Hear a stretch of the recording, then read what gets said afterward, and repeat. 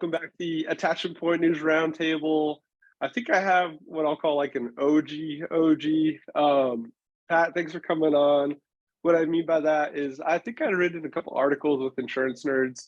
I don't even think I've recorded anything with Lamparelli yet, but you made a point to meet when you're out in Orange County. You're like, no, you're doing stuff. You're working on things. You're the first person to kind of be like, you're starting to have a voice around this insurance thing, 5, 6 years ago. So, thanks for continuing the conversation. Thanks for always being a friend.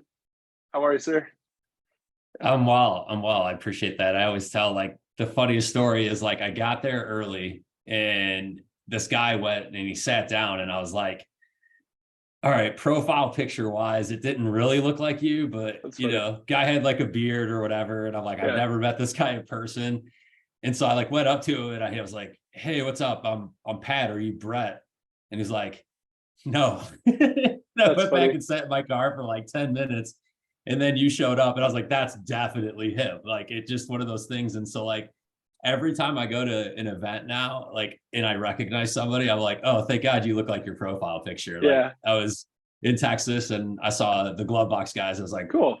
Yep, I know who you guys are. know who you are. So anyway, man, I look back on that time as a cool moment, similar to the way you do, right? Okay, there's a conversation that smart people are having and meeting up with somebody, on the other side of the country and connecting and sharing thoughts, and you and I being able to be a sounding board for each other, through multiple companies, multiple projects and endeavors. Yeah, man, I just, it's cool to be sitting here. How about that? And to think it all started with an Americano and Newport Beach, right? Yeah, right. No, it's a pretty fun little French Moulin, coffee spot. But yeah, man, I mean, it's still pretty wild to have an opinion, to have people sort of paying attention. Good friend Stephen Goldstein has to remind me of that sometimes. Stop picking on yourself. You're out there. Excuse me. But it's been great having a conversation. It's been interesting seeing, what is old new. Seeing things kind of keep getting out there, Embedded, we're talking about, 5 or 6 years ago from TechCrunch Disrupt, and that's quietly making plays. Before we hit record, we're talking about, AI has a type cycle, but APIs still aren't really, effectively being used. And that's 2000s technology, that still has a place to kind of grow in our industry. So, plenty of things to still talk about and work on. Yeah, that's that's an interesting topic too, because I think when you and I met, we were definitely in the insurance is $1 trillion industry, but it's super dusty and it's old and all these other things. 1,000%, that's the insure tech that you and I, the story of how we started talking about this stuff. That's the era that it came from. And now I think, to your point, we went from, oh, change is so hard, change is so difficult to get there, and now all of a sudden it's we're past that and now we're step skipping to AI and that's where our head's at, right? Generative AI, predictive analytics and all that stuff. And to your point, I've always said that essentially insurance is a system of systems, and the number one complaint that everybody has is they wish they had more connectivity. API is that connectivity, and I think that in the process of, holy cow, we don't make any changes, to all of a sudden now we want AI dealing with, PII, people's policies, decision-making. I don't necessarily think people are suggesting all of that, but I think it's interesting because I've always been the one that said, hey, we need to move faster. We need to look forward. And now I'm the guy that's sitting there saying, hey, stop, focus on that API connectivity, because with my day-to-day work at Be Atomic, I know and see, hey, if Brett answers the phone at an agency versus me answering the phone at an agency to do any task in the agency, I know what that costs, right? And so the difference between you and I and what it costs to do something at an agency at a transaction level versus what a VA costs to do that versus what an API costs, we're starting to have that data as an industry that we can look at and analyze. And I'm saying, hey, look, API connectivity can solve a lot of real world problems that show up in a positive way on the bottom line. And so yeah, like it's wild to think I'm that one that's like raising my hand saying, hey, let's stop, let's focus here, let's get that middleware, if you want to call it, that takes all of the carrier API, all the awesome insure tech that's been developed, and delivers it to agencies where it's not Yeah, just hey, go to this portal and access a workflow. It's do your job. That information or that quote or that piece of any data or whatever you need to call in that moment, it shows up for your people. I think that's it's cool because it's a challenge in the sense of like, hey, slow people down and get them to focus on places they can make yeah, money. But it's also, the hype cycle aspect of it. Our industry, again, and I'll say it one last time, was like notorious for ignoring that stuff. It seems like the AI is like just unignorable. And maybe I think that's probably the right call at some level. But again, at what point is an agency in the next 6 months using generative AI to move the needle at, hundreds of thousands of dollars in production versus, hey, how can I work with my top 3 carrier partners to solve the 4 biggest problems, or not biggest problems, but yeah. the 4 things I do the most in my agency, or the things that cost me the most in my agency. Do I automate those? Do I work with my carrier partner on that? And it's just a little bit of technology that's missing there, right? And so, anyway, that's Well, let the me. glimpse into my last 6 months, I Yeah, guess I'd say. But at the same stretch, it's the evolution of, hey man, let's grab coffee and talk yeah. about Ask Kodiak, Risk Genius, It's and funny. Lemonade, right? Like, You know what? let's ask I that. forgot about like the early articles I wrote too when I had like broker gizmos and stuff in between the broker threats. I forgot I was like sort of hobby blogging for a little bit, which shows the level of sickness to all this. But no, I kind of want to go back to like let's call it like Tech 101 and then circle up, and I think I can hand it back off to you. Like 5 years ago, I wrote an article. 4 years ago, maybe 2019, 4 years ago, about APIs, and I was working on Lifeguard at the time, and then Galad had Bound API out here.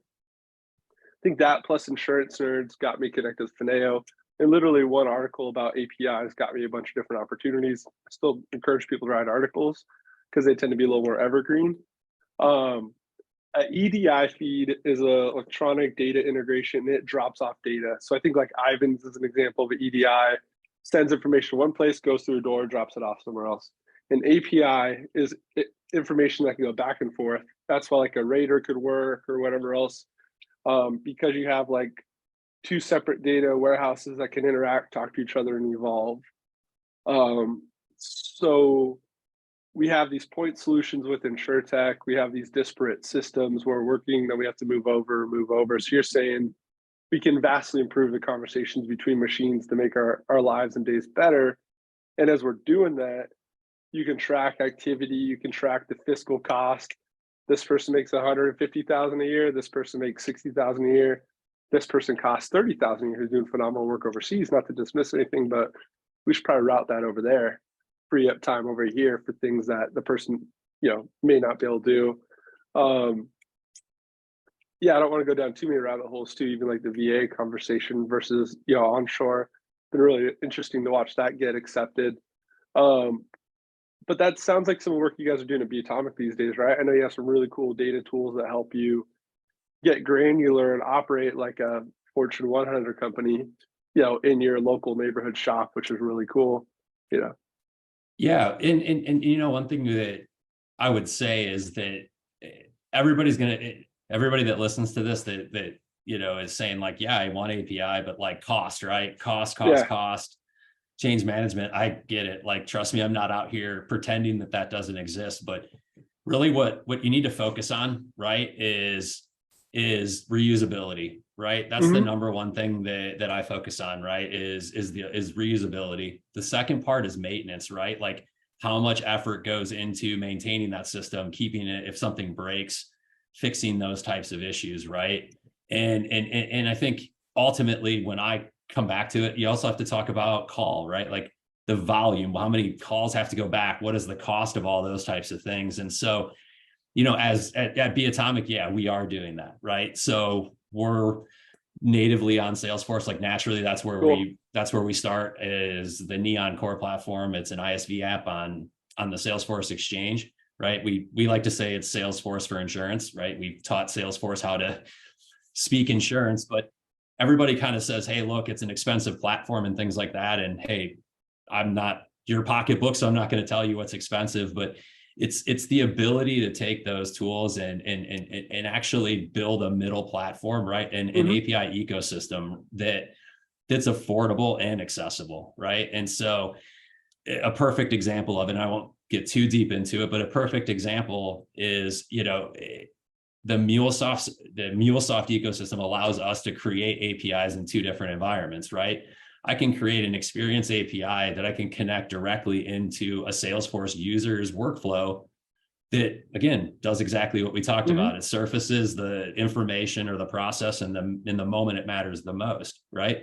But the other thing is people say, well, I'm not on Salesforce, or you can create a portal. Salesforce or MuleSoft, excuse me, allows you to create a portal that someone not in the Salesforce ecosystem can access and come into it, right? And so I always tell folks that, like, that's the world that we develop in. And like, that's where I say, look, a system of systems has to have multiple solutions that aren't just, hey, if you're on Salesforce, it's going to work for you, but if you're not, too bad, so sad. Like, that's not the world we live in. So anyway, yes, we are doing that, but it's that universal language, but it's those other things that I talked about that are important. And right, like MuleSoft, we chose that specifically for those reasons. We know that the integration cost is going to be lower in the long run.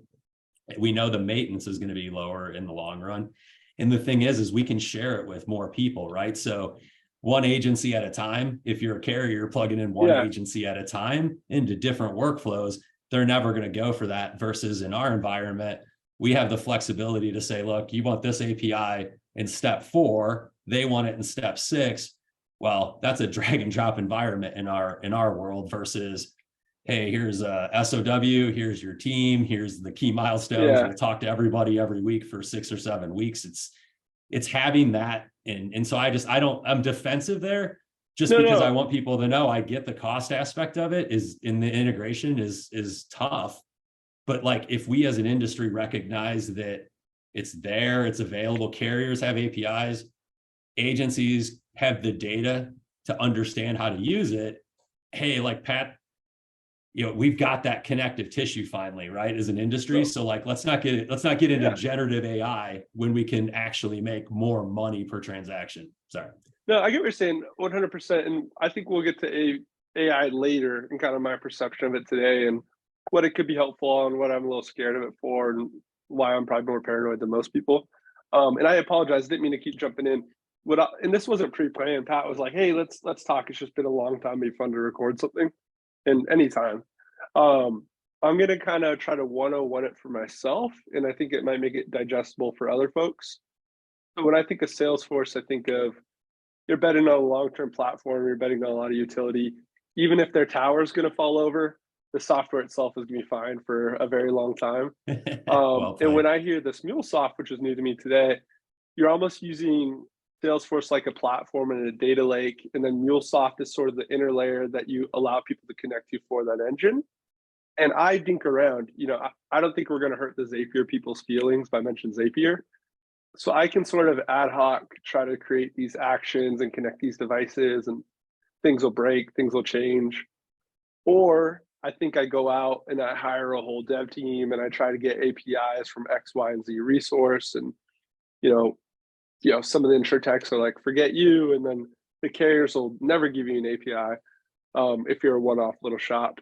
But you guys have created this sort of hub that sits on top of the Salesforce engine that allows you to sort of articulate things in a lot cleaner fashion for agencies. So you can get all that engine plug in cleaner.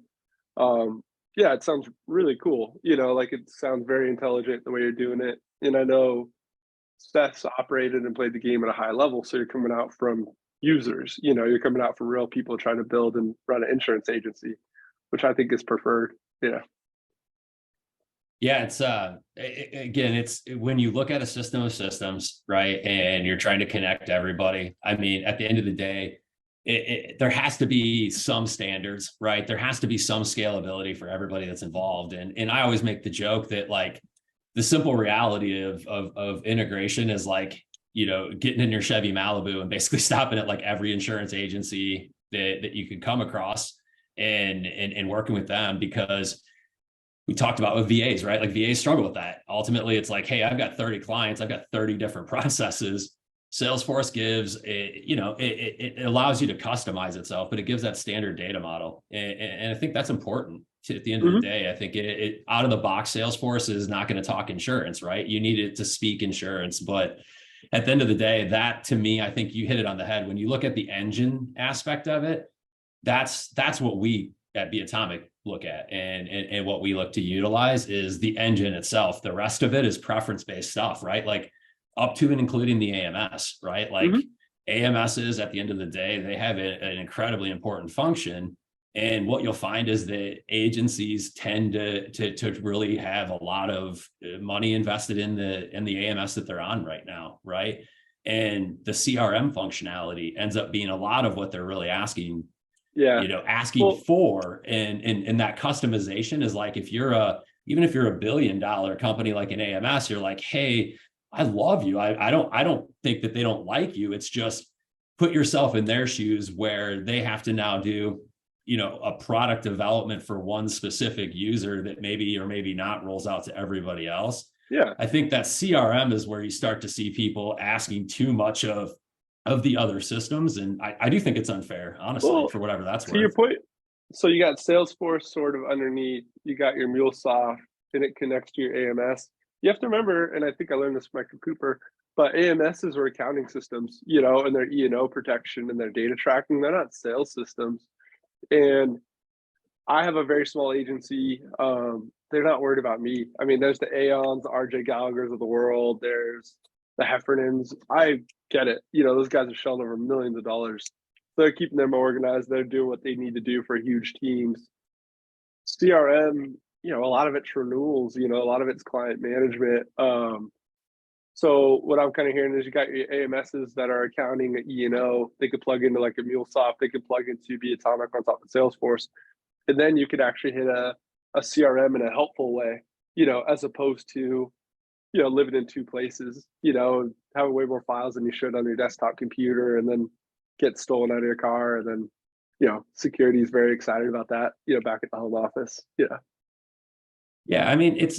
I'll give you a perfect example, right? And again, I'm not debating business models. I Yeah. think AMS it's beyond belief what they've been able to build, and the challengers that are out there, right? I mean, I want to say there's at least 2, if not 3 AMSs that are getting built right now, Yeah. Yeah. whether different stages and things like that. And I just think that the CRM aspect of it, right? Like that element, I keep coming back to it, but that's what people are asking for over and over. Like when they say, I want this and this and this, it's like, okay, that's a CRM functionality. But even if you take it a step further, right? And you just start to have community, right? Like I know that's a Mm-hmm. big buzzword right now, but like our company, Be Atomic, like we just launched a product called Shopping Alerts, right? Where if one of your customers, one of your policyholders that we're monitoring, if they go to any website that's 55,000 websites out there that are insurance shopping related, right? And they put in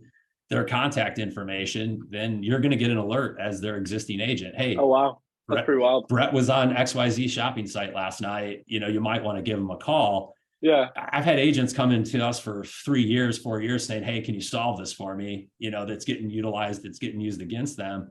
Yeah. And when I say system of systems, like there's nothing about Salesforce, there's nothing about MuleSoft that comes into play there, but we're able as Be Atomic to get that together as a product and then bring that to the agency marketplace, right? And Yeah. so I always tell folks that like there's multiple layers to every company and what they're good at and things like that, but it comes back to the CRM, that customer relationship management side of things is I can't keep going back to it. Like if you ask your AMS to do all of that plus be an AMS, like there's going to be trade-offs. And so I love it. I think working hand in hand with those types of companies that are out there and ultimately just, finding a way to improve bottom line. There's no more, Yeah.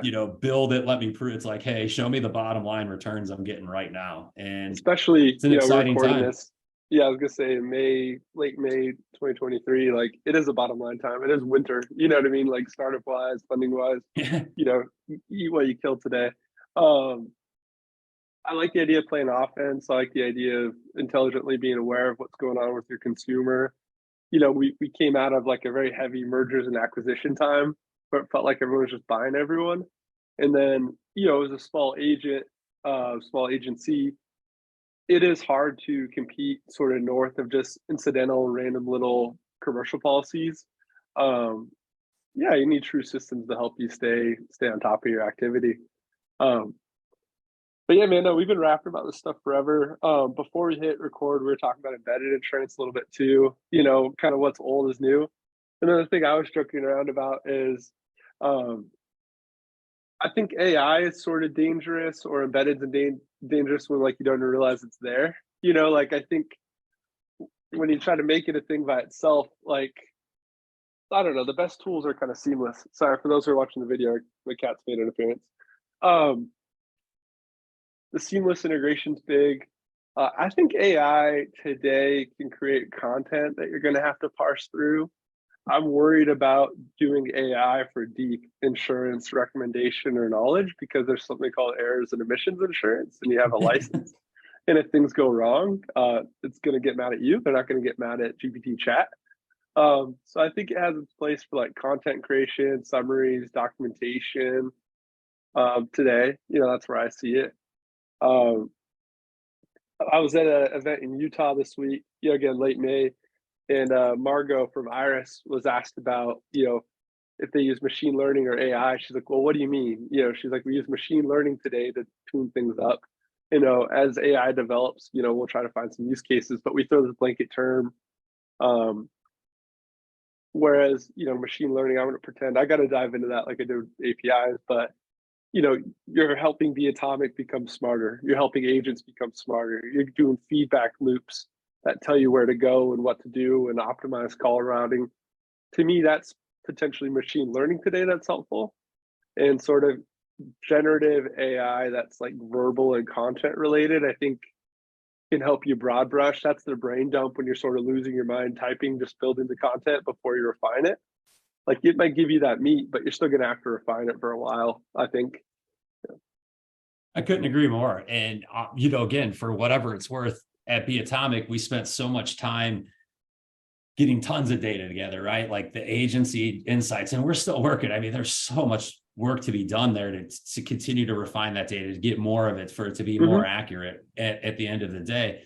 But it's at a point now where I think, I shouldn't say it's at a point, the industry's at a point now where they're saying, great, you have all this data, like what does it mean? Yeah. And that to me has been the most, I'm trying to think of the best word to say, the most fulfilling part of my job over the last 8 months has been taking all of that data that we have and just asking Seth Zaremba, the founder of The Yeah. Atomic, questions and like, how does this get used? And watching him, not, he doesn't realize it, and he probably almost laugh a little bit if I use it this way, but he coaches Yeah. agencies using that data. And so it's not just a, yeah, great, you have it.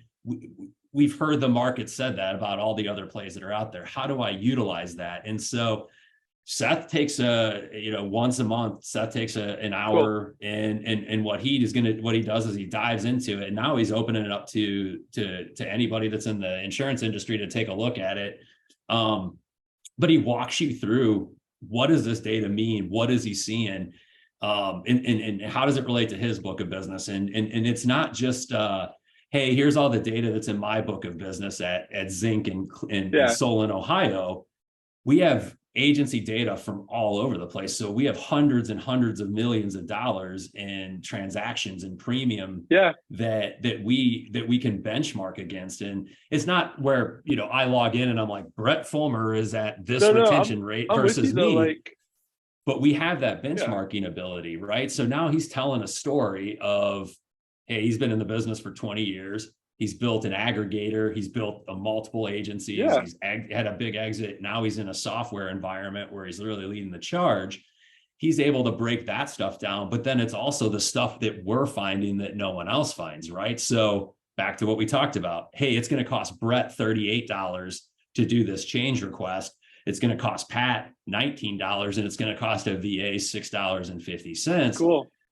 He goes through that storyline, and then it's the solution piece of it too, right? So like everybody's accused us of kind of boiling the ocean for the longest time because of how much we bit off. Well, But we've taken it from here's what you're doing, here's the changes you can make or the ways you can make more money, right? And here's the data that backs it up. Those informed decisions that are also mixed with action steps, that to me is the stuff that you talked about it, InsurTech 1.0. The folks that are still around right now, like they want to be there, and there is some serious stuff coming out. I mean, just some seriously cool stuff, and not even just talking about, you know, being a total homer about where I work. Across the board. I think you're digitizing the intuitive knowledge. You're digitizing the things that ideally folks would know, but you're making them obvious. So I did P&C at a benefits firm with a guy who grew up, a small business in Newport, and I talk about startups, and he'd be like, "What's the revenue? I don't care. What's going on? Are they, making money? What's efficient?" Um, you know, good small business owners will be excited about getting these revenue spinning verticals up, and they'll ignore these other things. I think he's just digitizing the signaling of what it means to be a good operator, and then providing like granular detail of what people intuitively know who are really, really good. I'm a type B personality. I'm a middle child. I'm a pleaser. Don't get me wrong. I'm tough. You know what I mean? I'll play sports. I've been in sales my whole life. I have to kind of turn on sometimes. I have to like catch an elbow to the head when playing hoops back in the day to like really lock in. I think the other cool thing you guys are doing is you're giving the data to be the wake up call. Hey, dummy, send the business over here. It's going to get worked on way more efficiently. You're going to free up these producers over here. You're going to make more money. You're providing the digital signaling of what is going to optimize the agency. It's cool. I think it's very smart. Yeah. Yeah. And so there was a big moment, maybe a year and a half ago, where I looked at everything we were doing, and it was like, we had built the hardest thing first. And when you worked it backwards, what you recognized is that there were tiers to what was available, right? So it didn't have to be a full migration, migrate to a new CRM, fully change your AMS, update every process inside of your agency. To build the hard things first, I give credit to the people that hired me, right? And the people that helped Seth get it right off the ground, even before I joined it. And then the people that I worked with, right? Like there's so many talented people that have kind of carried the ball, just a little bit further down, just got it a little bit, more refined. But now we're in a spot where an agency can be on any AMS, and they can aggregate their data, they can visualize their data in a world-class tool, like something that out of the box is silly expensive, but through Be Atomic and the way that we offer it, it's like, hey, it's, it's like less than a steak dinner a month kind of a thing, truly. That's right. Cool. So we looked at it, we're like, wait a minute, like there's entire companies that are built around just delivering API driven workflows. And we're like, that's just a functionality of our ecosystem already.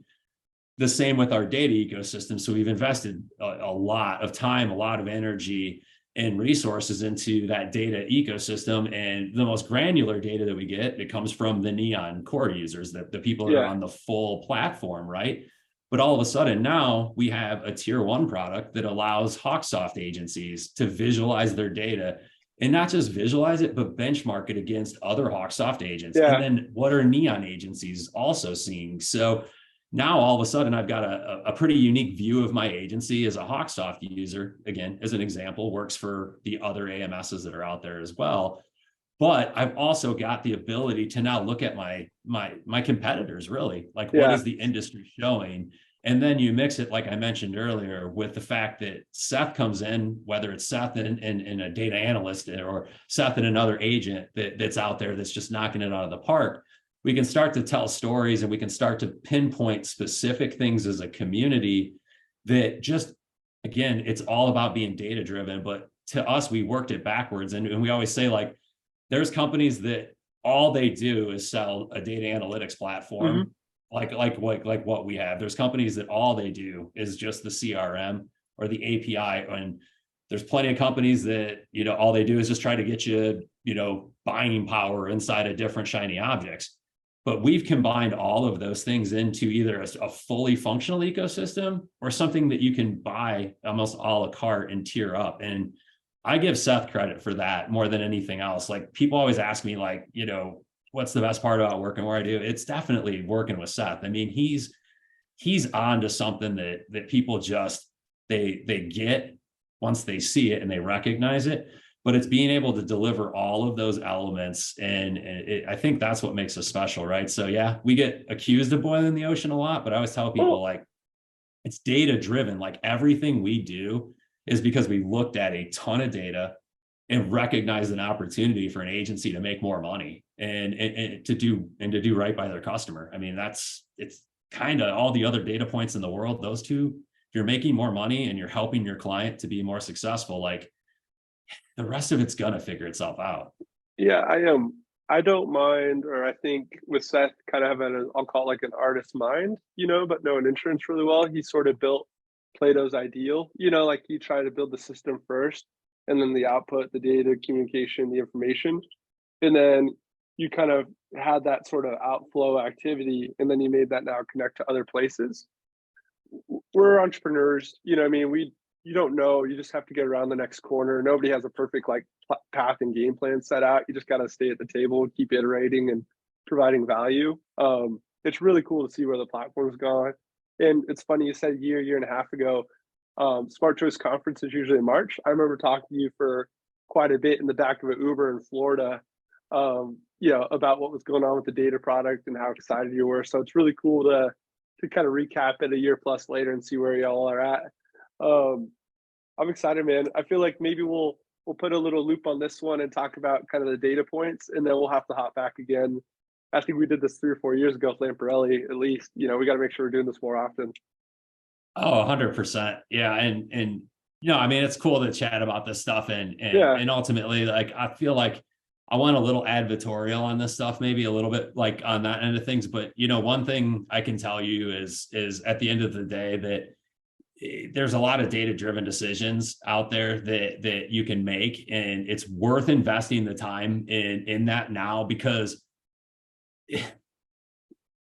okay, so like, it's great to know something, but if you can't fix it, what's the point? And what I can tell you is InsurTech has evolved at the agency level to the point where if you can go in and you can have data, you can make data-driven decisions, you can successfully, and it doesn't have to be MuleSoft, right? It doesn't have to be Zaps. Like, there are ways to integrate stuff that as long as you know on the front end what the cost is and the ROI is, like, you can win. And so I would just tell folks, like, it's not necessarily like, I'm not in that data, like, oh, data for data's sake anymore. Like Seth says it, like, we're in data into money. We're in the data into money business at this point. And so if you've sat on the fence, right, or if you've said like, hey, I'm going to let the industry catch up, this is that no code moment. This is the industry has caught up now to the point where you can figure out what's your busiest day and leverage virtual assistants inside of your CRM. Oh, wow. That's cool. That's smart. On demand, right? Like, it's at that point where you can figure out that type of information, or you can find out, hey, you know what? This person doesn't need to get routed any more commercial changes. And then you can make those changes, or you're like, hey, insert all the awesome guests that you've had before that are in the InsurTech space that can provide one thing or another. And I'll give Kyle from ClearCover a shout out, because he's been saying this for years.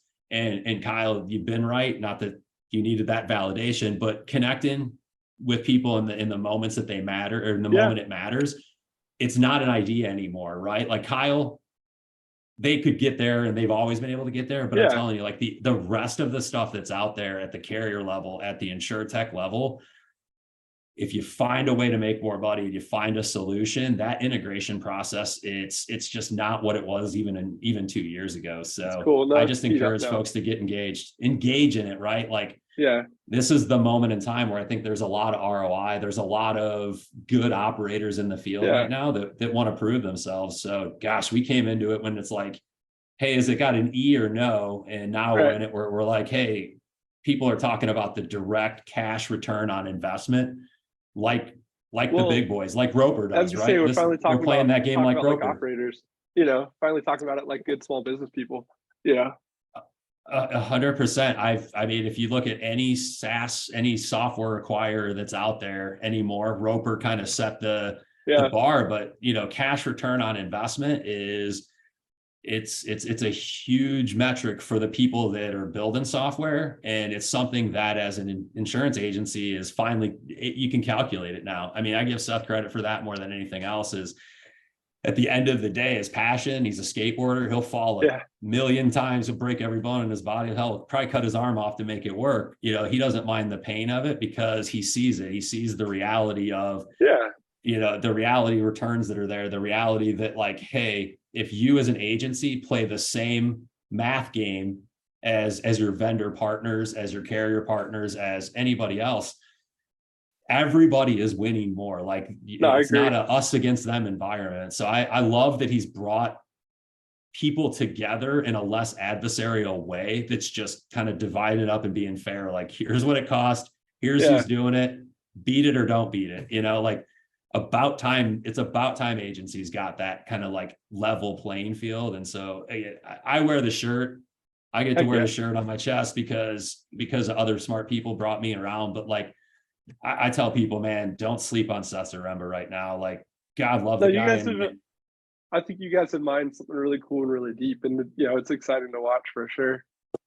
So, but thanks to you, man. I know Yeah. you put in so much positive energy, so much effort, and it's been fun, man. I definitely never thought I would be where I'm at the first time I had an Americano with Yeah. you, but I purposely got one fired up for this one I like it. because dude, like the passion, and this is what I'll stop, I promise, is that the way that you and I felt about the opportunities for the industry and those early, like the Lamparellis, Yeah. the John Bachmans, the Joe Holliers, that I hate naming because now I feel like I'm going to forget Yeah. everybody, the Johnny, right? Bransford, just Yeah. the awesome people, that passion that we had mixed with that brutal honesty of like, yeah, but I would tell guys like, and guys, gals, everybody in between, like, hey, right now, all of that excitement that you had about what is possible, it's soup to nuts now. That's Like you cool. can get an idea, you can back it with data, and you can go and find a solution.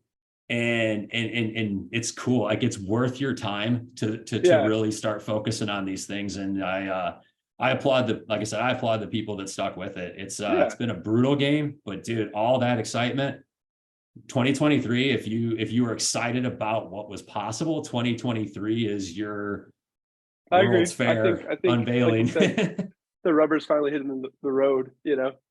So good stuff, 1000%, bud. man. Well, but yeah, we'll have to do it again soon. I appreciate you coming on, bud. I'll make sure I have all your contact info in the show notes.